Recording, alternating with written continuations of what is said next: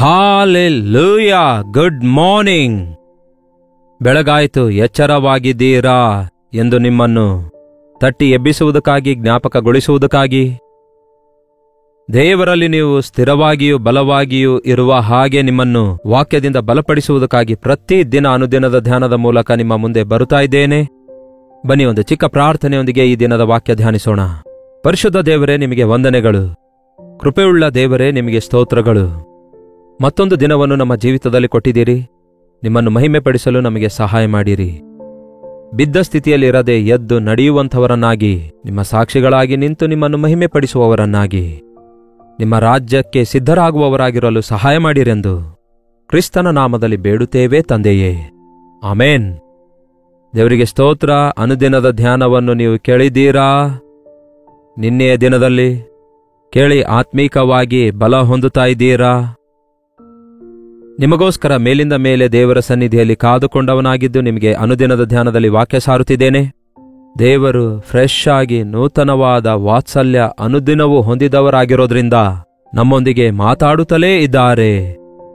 ನಾವು ದೇವರಿಗೆ ಎಷ್ಟೋ ನಿಕಟವಾಗಿರುವಂತೆ, ಎಷ್ಟೋ ದೇವರ ವಾಕ್ಯ ಅರಿತವರಾಗಿರುವಂತೆ, ದೇವರ ಮಕ್ಕಳಾಗಿರುವಂತೆ ಭಾವಿಸುತ್ತಿದ್ದೇವೋ ಇಲ್ಲವೇ ಜೀವಿಸುತ್ತಿದ್ದೇವೋ ಹೇಳಬೇಕು ನೀವೇ. ಕ್ರಿಸ್ತನು ಕೊಡುವ ಬಿಡುಗಡೆಯನ್ನು, ಆತನು ಕೊಡುವ ಸಮಾಧಾನವನ್ನು, ಆತನು ಅನುಗ್ರಹಿಸುವ ಜಯ ಜೀವಿತ ಹೊಂದಿ ಜೀವಿಸುತ್ತಾ ಇದ್ದೇವಾ? ಇಲ್ಲವೇ ಆತನ ಕುರಿತಾದ ಅನೇಕ ವಿಷಯಗಳನ್ನು ತಿಳಿದುಕೊಂಡು ಅಷ್ಟಕ್ಕೆ ನಾವು ಬಿಟ್ಟು ಬಿಡುತ್ತಾ ಇದ್ದೇವಾ? ಯೋಹಾನ ಸುವಾರ್ತೆ 5ನೇ ಅಧ್ಯಾಯದಲ್ಲಿ ಒಬ್ಬ ವ್ಯಕ್ತಿ ಇದ್ದಾನೆ. ಅವನು ಬೆಥೆಸ್ದಾ ಎನ್ನುವಂತಹ ಕೊಳದ ಬಳಿಯಲ್ಲಿ 38 ವರ್ಷಗಳಿಂದ ಬಿದ್ದಿದ್ದಾನೆ.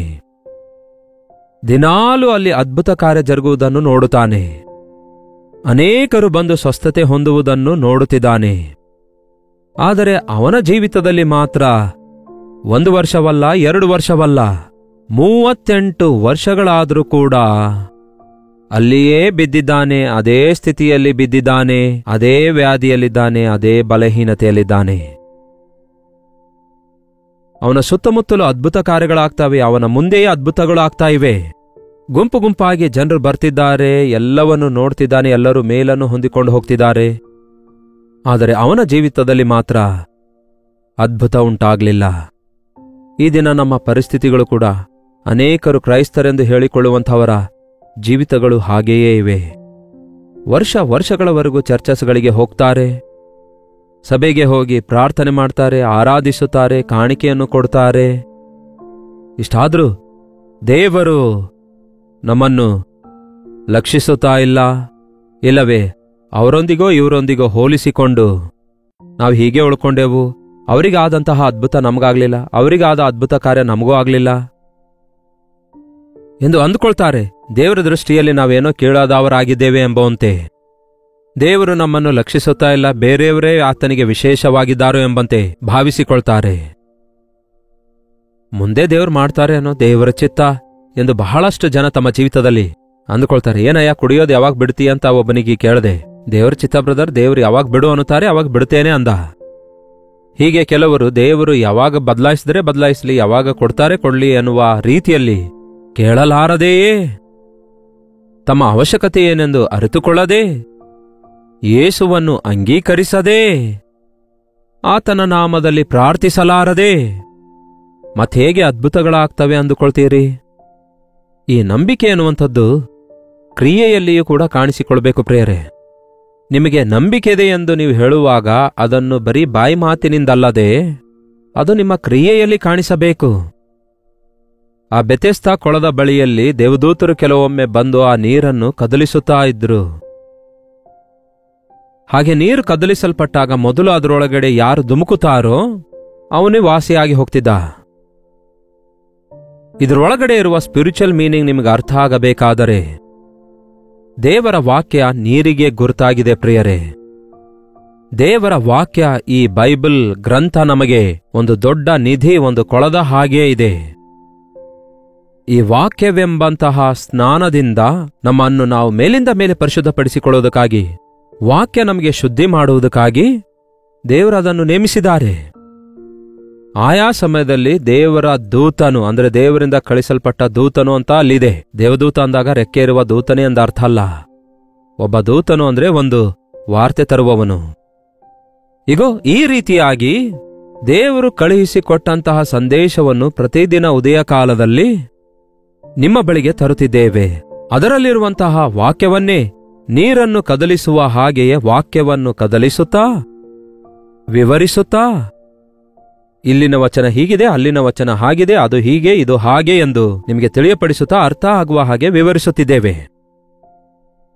ನೀವು ಆ ವಾಕ್ಯವನ್ನು ಕೇಳಿದಾಗ ಚೆನ್ನಾಗಿ ಹೇಳಿದ್ದಾರೆ, ಎಷ್ಟೋ ಚೆನ್ನಾಗಿ ಹೇಳಿದ್ದಾರೆ, ಏನೋ ಒಂದು ಕಥೆಯ ರೂಪದಲ್ಲಿ ಕೇಳೋದಾದ್ರೆ ಅಲ್ಲಿಯೇ ಇರ್ತೀರಿ, ಹಾಗೆಯೇ ಇರ್ತೀರಿ.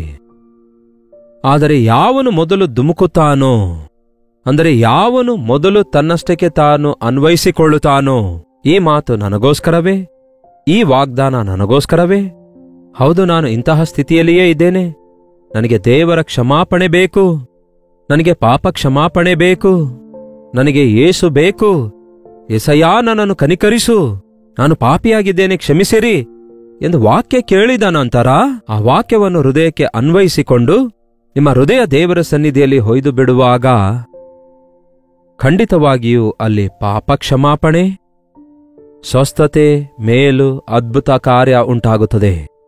ಹೌದು, ದೇವರ ವಾಕ್ಯ ನಮ್ಮ ಜೀವಿತದಲ್ಲಿ ಅದ್ಭುತ ಕಾರ್ಯವನ್ನುಂಟು ಮಾಡುತ್ತೆ. ನಿಷ್ಪ್ರಯೋಜಕರನ್ನು ಪ್ರಯೋಜಕರನ್ನಾಗಿ ಮಾಡುವಂಥದ್ದಾಗಿದೆ ದೇವರ ವಾಕ್ಯ. ಅಜ್ಞಾನಿಗಳನ್ನು ಜ್ಞಾನಿಗಳನ್ನಾಗಿ ಮಾಡುವಂಥದ್ದಾಗಿದೆ ದೇವರ ವಾಕ್ಯ. ಅಪವಿತ್ರರನ್ನು ಪವಿತ್ರಗೊಳಿಸುವಂಥದ್ದಾಗಿದೆ ದೇವರ ವಾಕ್ಯ. ಈ ಪ್ರಿಂಟೆಡ್ ಪೇಜ್ ಅಲ್ಲ, ಆದರೆ ಪವಿತ್ರಾತ್ಮನ ಪ್ರೇರಣೆಯಿಂದ ಬರೆಯಲ್ಪಟ್ಟಂತಹ ಪರಿಶುದ್ಧ ಲೇಖನದಲ್ಲಿ ಶಕ್ತಿ ಇದೆ. ಆಯಾ ಸಮಯದಲ್ಲಿ ನಾವು ನಂಬಿಕೆಯಿಂದ ಓದುತ್ತಾ ಇರುವಾಗ ಪರಿಶುದ್ಧಾತ್ಮ ದೇವರು ಈ ಬೈಬಲ್ನಲ್ಲಿರುವಂತಹ ಸಂದೇಶಗಳನ್ನು, ಅದರಲ್ಲಿನ ಅರ್ಥಗಳನ್ನು ನಮ್ಮ ಹೃದಯಕ್ಕೆ ಅನ್ವಯಿಸಿಕೊಳ್ಳುವ ಹಾಗೆ ಪರಿಶುದ್ಧಾತ್ಮ ದೇವರು ಅವುಗಳನ್ನು ಬಯಲ್ಪಡಿಸುತ್ತಾರೆ, ಪ್ರೇರೇಪಿಸುತ್ತಾರೆ, ವಿವರಿಸುತ್ತಾರೆ, ಗ್ರಹಿಸಿಕೊಳ್ಳುವಂತೆ ಮಾಡ್ತಾರೆ. ಆ ರೀತಿ ನೀವು ಬೈಬಲ್ ಓದುತ್ತಾ ಇದ್ದೀರಾ? ನೀವು ವಾಕ್ಯ ಕೇಳುತ್ತಿರುವಾಗ ದೇವರ ಮಾತುಗಳನ್ನು ವಿಶ್ವಾಸದಿಂದ ಕೇಳುತ್ತಾ ಇದ್ದೀರಾ? ಕೇಳಿದ್ದನ್ನು ನಿಮ್ಮ ಹೃದಯಕ್ಕೆ ಅನ್ವಯಿಸಿಕೊಳ್ತಾ ಇದ್ದೀರಾ? ಆಗ ದಿನೇ ದಿನೇ ನೀವು ಮಾರ್ಪಡುವವರಾಗಿರ್ತೀರಿ, ದಿನೇ ದಿನೇ ಅಭಿವೃದ್ಧಿ ಹೊಂದುತ್ತೀರಿ ಆಧ್ಯಾತ್ಮಿಕ ಜೀವಿತದಲ್ಲಿ. ಅಂತಹ ಪರಿಸ್ಥಿತಿ ನಿಮ್ಮಲ್ಲಿ ಇಲ್ಲದೇ ಇರುವುದಾದರೆ, ಇಗೋ ಈ ರೀತಿ 38 ವರ್ಷಗಳವರೆಗೂ ಅನೇಕ ಜನರು ಮೇಲುಗಳನ್ನು ಹೊಂದಿ ಹೋಗ್ತಿರೋದು ಕಣ್ಣಾರೆ ನೋಡ್ತಾ ಇದ್ರು ಕೂಡ, ಕಣ್ಣೆದುರಿಗೆ ಎಷ್ಟೋ ಅದ್ಭುತಗಳು ಜರುಗುತ್ತಾ ಇದ್ರು ಕೂಡ, ಕುಂಟರು, ಕುರುಡರು, ಮೂಕರು, ಹಾಗೆಯೇ ನಾನಾ ವಿಧವಾದ ರೋಗಿಗಳು ವಾಸಿಯಾಗಿ ಹೋಗ್ತಾ ಇದ್ರೆ ಇವನಲ್ಲೇ ಬಿದ್ದು ನೋಡ್ತಾ ಇದ್ದಾನೆ. 1 ದಿನ 2 ದಿನ ಅಲ್ಲ, 38 ವರ್ಷಗಳವರೆಗೂ ಅಲ್ಲೇ ಬಿದ್ದು ನೋಡ್ತಾ ಇದ್ದಾನೆ. ಹೌದಲ್ಲವೇ? ನೀವು ಕೂಡ ಕ್ರೈಸ್ತರು, ಯೇಸುವನ್ನು ನಂಬಿ 10 ವರ್ಷ ಆಯ್ತು, 20 ವರ್ಷ ಆಯ್ತು, 30 ವರ್ಷ ಆಯ್ತು, 40 ವರ್ಷ ಆಯ್ತು ಅಂತ ಹೇಳ್ತಾ ಇದ್ದೀರಿ. ಕೆಲವರಂತೂ ನಾವು ತಾತ ಮುತ್ತಾತಂದರಿಂದ ಕ್ರೈಸ್ತರಾಗಿಯೇ ಇದ್ದೇವೆ ಎಂದು ಹೇಳ್ತಾರೆ. ಆದರೆ ನಿಮ್ಮ ಬದುಕಿನಲ್ಲಿ ಮಾರ್ಪಡುವಿಕೆ ಇದೆಯಾ? ಜಯ ಜೀವಿತ ಇದೆಯಾ? ಪರಿಶುದ್ಧತೆ ಇದೆಯಾ? ಪ್ರಭುವಿಗೆ ಇಷ್ಟಕರವಾಗಿದ್ದೀರಾ? ಲೋಕದಲ್ಲಿರುವವರಿಗೂ ನಿಮಗೂ ಏನಾದರೂ ವ್ಯತ್ಯಾಸ ಇದೆಯಾ? ಪರಿಶೀಲಿಸಿಕೊಂಡು ನೋಡಿರಿ. ಪರಿಶುದ್ಧರಾಗಿರುವುದಕ್ಕಾಗಿ ಕರ್ತನು ನಮ್ಮನ್ನು ಕರೆದಿದ್ದಾರೆ. ಪ್ರತ್ಯೇಕವಾಗಿರಿ. ಈ ಲೋಕದ ಇಚ್ಛೆಗಳಿಂದ ದೂರ ಇರಿ, ಲೋಕದ ಆಸೆಗಳಿಗೆ ಒಳಗಾಗಬೇಡಿರಿ ಎಂದು ಯೇಸು ಬೋಧಿಸಿದ್ದಾರೆ. ಹೇಗಿದೆ ನಿಮ್ಮ ಜೀವಿತ? ಅದೇ ಬಾಧೆಗಳು, ಅದೇ ಸಮಸ್ಯೆ, ಅದೇ ವೇದನೆ, ಅದೇ ರೋಗ, ಅದೇ ಅಲ್ಪ ಸ್ವಲ್ಪ ಜೀವಿತ ಇದೆಯಾ? ಹಾಗೇ ಇದೆಯಲ್ಲವೋ? ಅಭಿವೃದ್ಧಿ ಇಲ್ಲ, ಆಶೀರ್ವಾದ ಇಲ್ಲ, ಏನೇ ಪ್ರಾರಂಭಿಸಿದರೂ ಮುಂದೆ ಸಾಗ್ಲಿಕ್ಕಾಗ್ತಿಲ್ಲ. ಎಲ್ಲ ಆಟಂಕವೇ, ಎಲ್ಲವೂ ಸಮಸ್ಯೆವೇ, ಎಲ್ಲವೂ ಬಾಧೆಯೇ. ಯಾರೂ ನಮ್ಮನ್ನು ಸಹಕರಿಸ್ತಾ ಇಲ್ಲ, ಯಾರೂ ನಮ್ಮನ್ನು ಲಕ್ಷಿಸುತ್ತಾ ಇಲ್ಲ ಎಂದು ಕೆಲವರು ಯಾವಾಗ ನೋಡಿದ್ರೂ ಕೂಡ ಅದೇ ಸ್ಥಿತಿಯಲ್ಲಿರುತ್ತಾರೆ. ಇದ್ದ ಸ್ಥಿತಿಯಲ್ಲೇ ಬಿದ್ದಿರುತ್ತಾರೆ, ಇದ್ದ ಸ್ಥಿತಿಯಲ್ಲಿ ಬಿದ್ದಿರುತ್ತಾರೆ. ಹೌದಲ್ಲವೇ? ನೀವು ಎಲ್ಲಿದ್ದೀರೋ ಅಲ್ಲೇ ಇರೋದಾದ್ರೆ, ಎಲ್ಲಿನ ಕೆಲಸ ಅಲ್ಲೇ ನಿಂತಿರೋದಾದ್ರೆ, ಇದ್ದ ಸ್ಥಿತಿ ಇದ್ದ ಹಾಗೆ ಇರೋದಾದ್ರೆ, ಅಭಿವೃದ್ಧಿ ಇಲ್ಲದೆ ಇರೋದಾದ್ರೆ, ಖಂಡಿತವಾಗಿಯೂ ನೀವು ಆಧ್ಯಾತ್ಮಿಕವಾಗಿ ಅಭಿವೃದ್ಧಿ ಆಗುತ್ತಾ ಇಲ್ಲ. ಕರ್ತನು ನಿಮ್ಮ ಜೊತೆಯಾಗಿಲ್ಲ ಎಂದರ್ಥ. ಕರ್ತನು ನಮಗೆ ನೀವು ಫಲಿಸಿದವರಾಗಿ ಅಭಿವೃದ್ಧಿಯನ್ನು ಹೊಂದಿ ವಿಸ್ತರಿಸಿರಿ ಎಂದು ಹೇಳ್ತಾರೆ. ನಾವು ದಿನೇ ದಿನೇ ಅಭಿವೃದ್ಧಿ ಆಗುವಂತೆ ಎಲ್ಲಾ ಸಿದ್ಧತೆಯನ್ನು ದೇವರು ಮಾಡಿಟ್ಟಿದ್ದಾರೆ. ಆತ್ಮೀಕವಾಗಿ, ಆರ್ಥಿಕವಾಗಿ, ಶಾರೀರಿಕವಾಗಿ ಎಲ್ಲಾ ರೀತಿಯಲ್ಲಿ ದೇವರು ನಮ್ಮನ್ನು ಆಶೀರ್ವದಿಸಲು ಆಶಿಸುವಂತವರಾಗಿದ್ದಾರೆ. ಎಲ್ಲಿ ಬಿದ್ದಿದ್ದೀರಿ ಈ ದಿನ? ಎಷ್ಟು ವರ್ಷಗಳಿಂದ ನಿಮ್ಮ ಬಾಧೆಗಳು ತೀರುತ್ತಾ ಇಲ್ಲ? ಎಷ್ಟು ಕಾಲದಿಂದ ಕುಡುಕುತನಕ್ಕೆ ಬಂಧಿತರಾಗಿದ್ದೀರಿ? ಎಷ್ಟು ಕಾಲದಿಂದ ಜಗಳಗಳಿಂದಲೇ ನಿಮ್ಮ ಕುಟುಂಬ ಸಾಗಿಸುತ್ತಾ ಇದ್ದೀರಿ? ಎಷ್ಟೋ ಕಾಲದಿಂದ ನಿಮಗೆ ಮಕ್ಕಳಿಲ್ವಲ್ಲ, ಯಾಕೆ ಅದೇ ಸ್ಥಿತಿಯಲ್ಲಿ ಬಿದ್ದವರಾಗಿರ್ತೀರಿ? ದೇವರ ಮಾತುಗಳನ್ನು ಕೇಳಿದಾಗ ನಂಬಿಕೆಯಿಂದ ಅಂಗೀಕರಿಸಿರಿ. ಕನಿಷ್ಠ ಕರ್ತನೇ ನಮ್ಮ ಕಡೆಗೆ ನೋಡು ಅಂದ್ರೆ ಸಾಕು. ಹೀಗೆ ಬಿದ್ದಂಥವರು ಎಷ್ಟೋ ಗುಂಪು ಗುಂಪಾಗಿದ್ರು, ಯಾರೂ ಲಕ್ಷಿಸುತ್ತಾ ಇಲ್ಲ. ಅವರವರ ಗೋಳು ಅವರಿಗಿದೆ, ಚೆನ್ನಾಗಾದ್ರೇನು ಬಿಟ್ರೇನು ಎಂದು ಯೋಚಿಸಿ ಮುಂದೆ ಸಾಕ್ತಾರೆ. ಲೋಕದಲ್ಲಿರುವ ಮನುಷ್ಯರು ತಮ್ಮ ತಮ್ಮ ಸಂಗತಿ ಆಲೋಚಿಸಿಕೊಂಡು ಸಾಕ್ತಾರೆ. ಆದರೆ ನಮ್ಮ ಕುರಿತು ಆಲೋಚಿಸುವಂತಹ ದೇವರಿದ್ದಾರೆ. ಯೇಸು ದೇವರಾಗಿದ್ದಾರೆ. ಆ ಯೇಸು ಕ್ರಿಸ್ತನು ಅಲ್ಲಿಗೆ ಬರ್ತಾರೆ. ಆ ವಾಕ್ಯ ನೋಡೋಣ ಬನ್ನಿ. ಯೋಹಾನ ಸುವಾರ್ತೆ 5ನೇ ಅಧ್ಯಾಯ 5ನೇ ವಚನ ಹೇಳುವುದೇನೆಂದರೆ, ಅಲ್ಲಿ 38 ವರ್ಷದಿಂದ ರೋಗಿಯಾಗಿದ್ದ ಒಬ್ಬ ಮನುಷ್ಯನಿದ್ದನು. ಅವನು ಬಿದ್ದಿರುವುದನ್ನು ಯೇಸು ಕಂಡು, ಇವನು ಹೀಗಾಗಿ ಬಹುಕಾಲವಾಗಿದೆ ಎಂದು ತಿಳಿದು, ಅಂದರೆ ಆ ಸ್ಥಿತಿಯಲ್ಲಿದ್ದಾನೆ ಎಂದು ಅರಿತು, ಯೇಸು ಅಲ್ಲಿ ಬಿದ್ದಿರುವವನನ್ನು ನೋಡುತ್ತಾರೆ. ಅವನು ಬಹುಕಾಲದಿಂದ ಬಿದ್ದವನಾಗಿದ್ದಾನೆ ಎಂದು ಅರಿತುಕೊಳ್ಳುತ್ತಾರೆ. ಕೇಳಿ ಪ್ರಿಯರೇ, ನೋಡೋದು ಬೇರೆ, ಅರಿತುಕೊಳ್ಳೋದು ಬೇರೆ. ಯೇಸು ನಮ್ಮನ್ನು ನೋಡೋದು ಮಾತ್ರವಲ್ಲ, ನಮ್ಮ ಸಂಗತಿ ಬಹಳ ಚೆನ್ನಾಗಿ ಅರ್ಥವರಾಗಿದ್ದಾರೆ. ನಿಮ್ಮ ಅಂತರಂಗದಲ್ಲಿ ನಿಮ್ಮ ಬಾಧೆ ಏನಾಗಿದೆ ಎಂದು, ನಿಮ್ಮ ಒಂದು ಜೀವಿತದಲ್ಲಿ ನೀವು ಹೋರಾಡುತ್ತಿರುವ ಹೋರಾಟಗಳೇನಾಗಿವೆ ಎಂದು ದೇವರಿಗೆ ಚೆನ್ನಾಗಿ ಗೊತ್ತು. ನಿಮ್ಮ ಸ್ಥಿತಿಗತಿಗಳೆಲ್ಲ ಗೊತ್ತು, ನಿಮ್ಮ ಬಾಧೆಗಳೆಲ್ಲ ಗೊತ್ತು, ನಿಮ್ಮ ಸಮಸ್ಯೆಗಳೆಲ್ಲ ಗೊತ್ತು. ನೀವು ಎಷ್ಟು ಕಾಲದಿಂದ ಆ ಸ್ಥಿತಿಯಲ್ಲಿ ಇದ್ದೀರಿ ಎಂದು ಗೊತ್ತು. ಅದಕ್ಕಾಗಿ ಆತನು ನಿಮ್ಮನ್ನು ಹುಡುಕುತ್ತಾ ಇದ್ದಾರೆ. ಈ ದಿನ ಈ ವಾಕ್ಯದ ಮೂಲಕ ನಿಮ್ಮನ್ನು ಹುಡುಕುತ್ತಿದ್ದಾರೆ ಎಂದು ನೀವು ನಂಬಿರಿ. ಆತನು ನಿಮ್ಮೊಂದಿಗೆ ಮಾತಾಡ್ತಿದ್ದಾರೆ ಎಂದು ನಂಬಿರಿ. ಈ ದಿನ ದೇವರು ನಿಮ್ಮ ಜೀವಿತದಲ್ಲಿ ಒಂದು ಅದ್ಭುತ ಕಾರ್ಯ ಮಾಡುತ್ತಾರೆ ಎಂಬ ನಂಬಿಕೆಯೊಂದಿಗೆ ನೀವು ಕೇಳುವ ಈ ಸಂದೇಶ ಮುಗಿದ ನಂತರ ತಕ್ಷಣವೇ ಮೊಳಕಾಲೂರಿ, ದೇವರೇ, ಇದು ನನ್ನ ಸ್ಥಿತಿ, ನನಗೆ ಸಹಾಯ ಮಾಡಿರಿ ಎಂದು ಬೇಡಿಕೊಳ್ಳಿರಿ. ಯೇಸು ಅವನನ್ನು ಕಂಡು ಅವನ ಬಳಿಗೆ ಹೋಗಿ, ನಿನಗೆ ಸ್ವಸ್ಥವಾಗಲಿಕ್ಕೆ ಮನಸ್ಸುಂಟೋ ಎಂದು ಕೇಳಿದ್ರಂತೆ. ಯಾಕೆ ನೀನು ಇಲ್ಲಿ ಬಿದ್ದಿದ್ದಿ? ಸ್ವಸ್ಥವಾಗುವುದಕ್ಕಾಗಿಯೋ? ಅನುದಿನ ಧ್ಯಾನ ಕೇಳ್ತಾ ಇದ್ದೀರಲ್ಲವೇ ಪ್ರಿಯರೇ? ಯಾಕೆ ಕೇಳ್ತಾ ಇದ್ದೀರಿ? ಆಧ್ಯಾತ್ಮಿಕ ಬಲ ಹೊಂದುವುದಕ್ಕಾಗಿಯೋ, ಆಚಾರಕ್ಕಾಗಿಯೋ? ಏನೋ ಒಂದು 4 ಮಾತುಗಳು, ಏನೋ ಕೇಳಿದ್ರೆ ಮೋಕ್ಷ ಸಿಗುತ್ತೆ ಅನ್ನುವ ರೀತಿಯಲ್ಲಿ ಕೇಳ್ತಾ ಇದ್ದೀರಾ? ಅರ್ಥ ಆಗದಂತೆ ಕೇಳುವವರಾಗಿರಬಾರದು ಪ್ರಿಯರೇ. ಹೃದಯಕ್ಕೆ ಅನ್ವಯಿಸಿಕೊಳ್ಳುವವರಾಗಿ ನಾವು ವಾಕ್ಯ ಕೇಳಬೇಕು. ನೀವು ಸ್ವಸ್ಥರಾಗಬೇಕೆಂದು, ರಕ್ಷಿಸಲ್ಪಡಬೇಕೆಂದು ಆಶಿಸುತ್ತಾ ಇದ್ದೀರಾ? ರಕ್ಷಿಸಲ್ಪಟ್ಟಿದ್ದೀರಾ ಎಂದು ಕೇಳಿದ್ರೆ ಈ ದಿನ ಆಯ್ತು ನೋಡೋಣ ಅನ್ನುತ್ತಾರೆ ಬಹಳಷ್ಟು ಜನ. ಈಗಲೇ ಯೇಸುವನ್ನು ನಂಬಿದ್ದೇವೆ, ನೆಕ್ಸ್ಟ್ ಇಯರ್ ನೋಡೋಣ ಅನ್ನುತ್ತಾರೆ. ಹಾಗೆ ಮುಂದೂಡಿಸುತ್ತಾ ವರ್ಷಗಳನ್ನು ಕಳೆಯುತ್ತಾರೆ. ಒಂದು ಸ್ಥಿರವಾದ ರಕ್ಷಣೆ, ಮಾನಸಾಂತರದ ಅನುಭವ ಇಲ್ಲದವರಾಗಿರುತ್ತಾರೆ. ಅಂತಹ ಕ್ರೈಸ್ತರು ಎಷ್ಟೋ ಜನ ಇರೋದ್ರಿಂದ ಮಾರ್ಪಡಲಾರದ ಕ್ರೈಸ್ತರಾಗಿ ಉಳ್ಕೊಂಡಿದ್ದಾರೆ. ಅವರಿಂದಲೇ ಕರ್ತನ ನಾಮಕ್ಕೆ ಅವಮಾನ ಉಂಟಾಗುತ್ತೆ ಪ್ರಿಯರೇ. ನೀವು ಕ್ರೈಸ್ತರಾಗಿರ್ಬೋದು, ಕ್ರೈಸ್ತರಲ್ಲದವರಾಗಿರ್ಬೋದು, ಮೊದಲ ಸಾರಿ ಕೇಳ್ತಿರ್ಬೋದು, ಅನೇಕ ಸಾರಿ ಕೇಳ್ತಾ ಇರ್ಬೋದು. ನಿಮ್ಮ ಮನಸ್ಸರ್ಥ ದೇವರು ನಿಮ್ಮ ಸ್ಥಿತಿಯನ್ನು ನೋಡಿ ನಿಮ್ಮ ಮೇಲೆ ದಯ ತೋರಿಸಿ ನಿಮ್ಮನ್ನು ಕನಿಕರಿಸಿ ಈ ದಿನ ನಿಮ್ಮೊಂದಿಗೆ ಮಾತಾಡ್ತಿದ್ದಾರೆ. ನೀವು ಬಿದ್ದಿರುವ ಗುಂಡಿಯೊಳಗಿಂದ ನಿಮ್ಮನ್ನು ಮೇಲೆ ಕೆತ್ತುವುದಕ್ಕಾಗಿ, ನೀವು ಬಿದ್ದಿರುವ ಬಾಧೆಯೊಳಗಿಂದ ಆತನು ನಿಮ್ಮನ್ನು ಮೇಲೆ ಕೆತ್ತುವುದಕ್ಕಾಗಿ, ವರ್ಷಗಳವರೆಗೂ ನಿಮ್ಮನ್ನು ಹಿಡಿದು ಪೀಡಿಸುತ್ತಾ ಇರುವಂತಹ ಶಾಪದಿಂದ ನಿಮ್ಮನ್ನು ಬಿಡಿಸುವುದಕ್ಕಾಗಿ, ನಿಮ್ಮ ಕಣ್ಣೀರನ್ನು ಒರೆಸುವುದಕ್ಕಾಗಿ ದೇವರು ಇದನ್ನೆಲ್ಲ ಮಾತಾಡ್ತಿದ್ದಾರೆ. ಸ್ವಸ್ಥವಾಗಲು ಮನಸ್ಸುಂಟೋ? ಏನು ನಿನ್ನ ಉದ್ದೇಶ ಎಂದು ಕೇಳಿದಾಗ ಒಂದು ಮಾತು ಹೇಳ್ತಾನೆ, ಸ್ವಾಮಿ, ನನಗೆ ಯಾರೂ ಇಲ್ಲಯ್ಯ.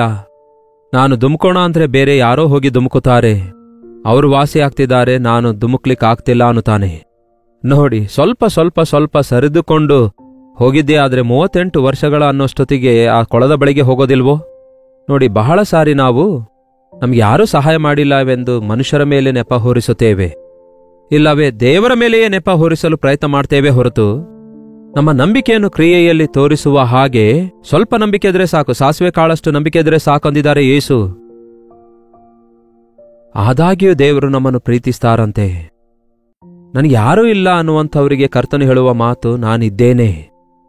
ನನಗೆ ಯಾರೂ ಲಕ್ಷಿಸುತ್ತಾ ಇಲ್ಲ ಅನ್ನೋದಾದ್ರೆ ಯೇಸು ನಿಮ್ಮನ್ನು ಲಕ್ಷಿಸುವಂತವರಾಗಿದ್ದಾರೆ. 38 ವರ್ಷಗಳವರೆಗೂ ಎಷ್ಟೋ ಜನರು ಬಂದು ಹೋಗಿರ್ತಾರೆ, ಆದರೆ ಯಾರೂ ಅವನನ್ನು ಲಕ್ಷಿಸಲಿಲ್ಲ. ಆದರೆ ಯೇಸು ಅಲ್ಲಿಗೆ ಬಂದಾಗ ನೇರವಾಗಿ ಅವನ ಬಳಿಗೆ ಹೋಗ್ತಾರೆ.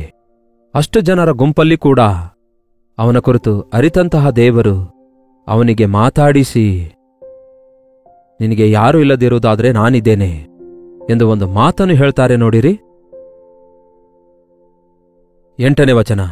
ಯೇಸು ಅವನಿಗೆ, ಎದ್ದು ನಿನ್ನ ಹಾಸಿಗೆಯನ್ನು ಹೊತ್ತುಕೊಂಡು ನಡೆ ಎಂದು ಹೇಳಿದನು.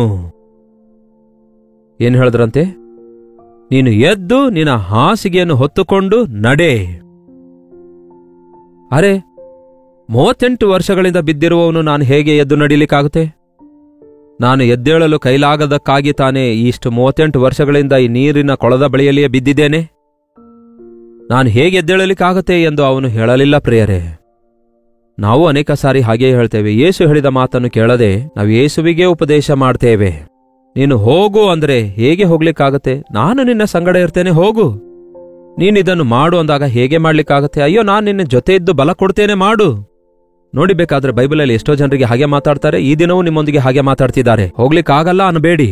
ನಿಮಗೆ ನಂಬಿಕೆ ಇರೋದಾದರೆ, ದೇವರ ಮಾತನ್ನು ನಂಬುವುದಾದರೆ, ದೇವರ ವಾಕ್ಯದಲ್ಲಿ ಶಕ್ತಿ ಇದೆ ಎಂದು ನಂಬುವುದಾದರೆ, ಎದ್ದೇಳು ಅಂದ ಕೂಡಲೇ ಅದು ಬರೀ ಬಾಯಿ ಮಾತಲ್ಲ ಪ್ರಿಯರೇ.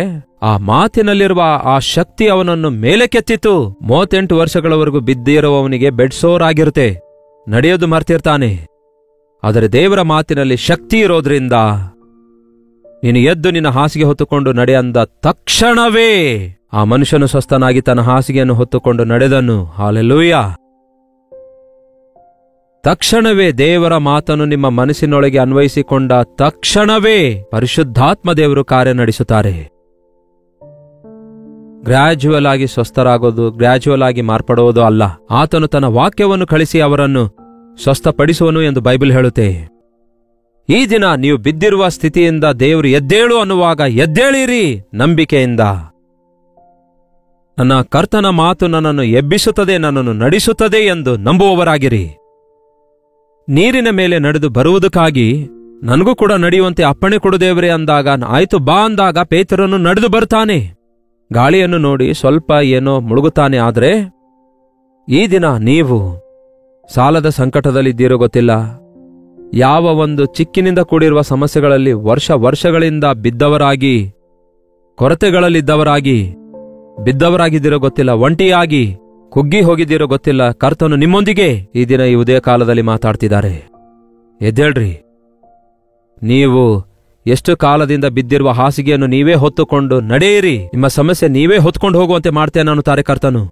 ಇಲ್ಲಿಯವರೆಗೂ ನೀವು ಆಧಾರವಾಗಿರೋದು, ನೀವು ಭರಿಸುವಂತೆ ಅದನ್ನು ತಾರುಮಾರು ಮಾಡಬಲ್ಲಂತಹ ದೇವರಾಗಿದ್ದಾರೆ.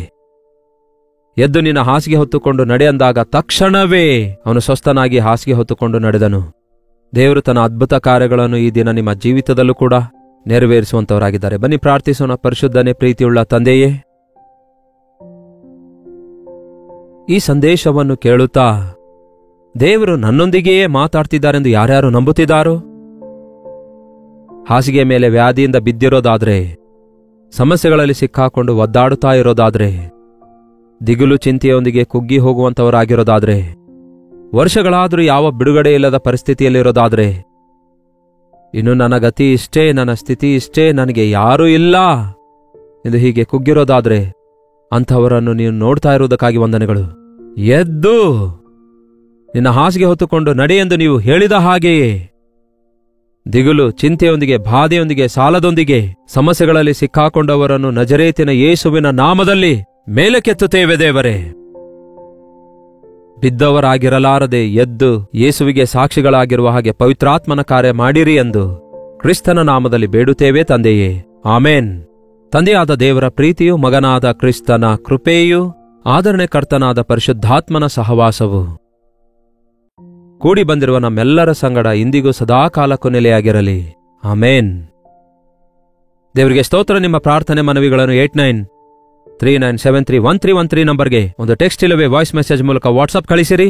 ನಿಮ್ಮ ಪಕ್ಷದಲ್ಲಿ ಪ್ರಾರ್ಥಿಸುತ್ತಿದ್ದೇವೆ, ನೀವು ಪ್ರಾರ್ಥಿಸಿರಿ. ಅದ್ಭುತ ಕಾರ್ಯಗಳು ನಿಮ್ಮ ಜೀವಿತದಲ್ಲಿ ಜರುಗುತ್ತವೆ. ಹೊರದೇಶದಿಂದಲೂ ವೀಕ್ಷಿಸುವುದಾದರೆ ಇದೇ ನಂಬರ್ಗೆ ನಿಮ್ಮ ಪ್ರಾರ್ಥನಾ ಮನವಿ ಕಳಿಸಿರಿ. Doctor Jayapal Kannada YouTube channel like ಮಾಡಿರಿ, ಇತರರಿಗೆ ಶೇರ್ ಮಾಡಿರಿ. ನಿಮ್ಮ ಹೆಸರು, ಊರು ಕಾಮೆಂಟ್ ಸೆಕ್ಷನ್ ನಲ್ಲಿ ಬಂದು ಟೈಪ್ ಮಾಡಿರಿ. ನೀವು ಇದುವರೆಗೂ ಡಾಕ್ಟರ್ ಜಯಪಾಲ್ ಕನ್ನಡ ಯೂಟ್ಯೂಬ್ ಚಾನಲ್ಗೆ ಸಬ್ಸ್ಕ್ರೈಬ್ ಮಾಡಿಕೊಳ್ಳದಿದ್ರೆ ದಯವಿಟ್ಟು ಸಬ್ಸ್ಕ್ರೈಬ್ ಮಾಡಿಕೊಳ್ಳಿರಿ. ಅನೇಕರಿಗೂ ಕೂಡ ಪ್ರೋತ್ಸಾಹಿಸಿರಿ. ಕರ್ತನ ಚಿತ್ತವಿರುವುದಾದರೆ ಮತ್ತೆ ನಾಳೆ ಇದೇ ಅನುದಿನದ ಧ್ಯಾನದಲ್ಲಿ ಭೇಟಿಯಾಗೋಣ. ಅಲ್ಲಿವರೆಗೂ ದೇವರ ಮಹಾಕೃಪೆ ನಿಮ್ಮೆಲ್ಲರೊಂದಿಗಿರಲಿ.